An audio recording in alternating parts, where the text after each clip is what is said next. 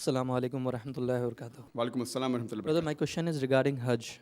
Can a person who has not yet performed Hajj do Hajj badal or not? What is Hajj badal? And the second question is posed by a non-Muslim regarding the rituals in the Hajj. When we throw stones, what is the relevance of that? And does in any way shaitan get affected by those stones or not?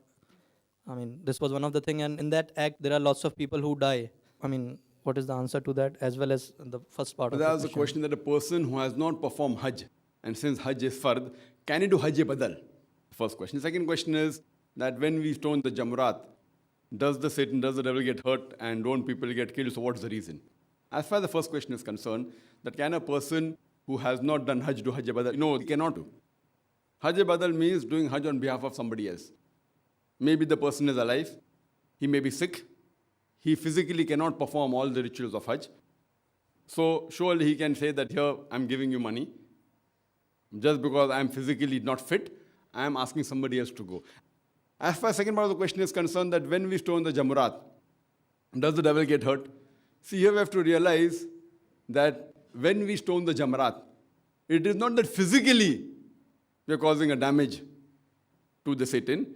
It is symbolic. That means we are against the devil. That is there, and we know that the devil always strives to take us on the wrong path.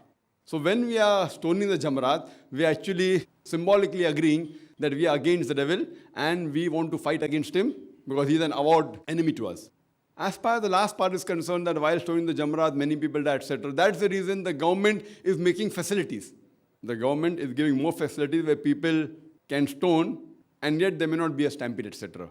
But if you analyze, brother, previously when people used to go for Hajj, maybe 50 years back, 100 years back, 200 years back, more people used to die as compared to today. Today, about 2.5 million perform Hajj every year, on average.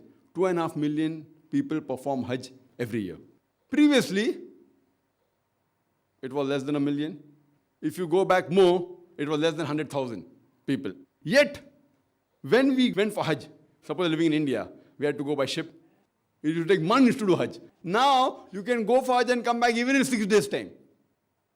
Minimum even less than that. On average, they take 2 weeks to 3 weeks, so that they want to go to Medina, etc., and stay in Makkah for a longer period. But the minimum requirement can be done in a few days. Previously, it used to take months. And whenever people used to go for Hajj, they used to meet the relatives, and there was an understanding, maybe we will not return back. Maybe. Chances.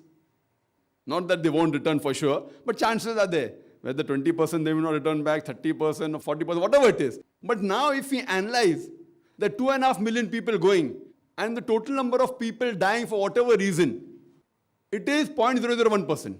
It will be less than 0.01%. So compared to before, now the facilities are much better.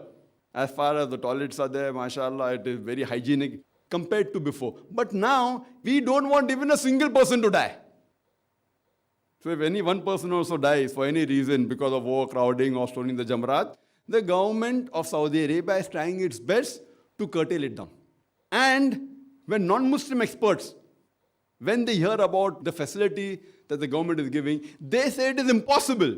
Logically and scientifically, it's impossible that 2.5 million people are gathering together in Arafat, Mina, and performing the rituals without hundreds of thousands of people dying. They say it's impossible. Yet, alhamdulillah, we see that every year the Hajj is being performed.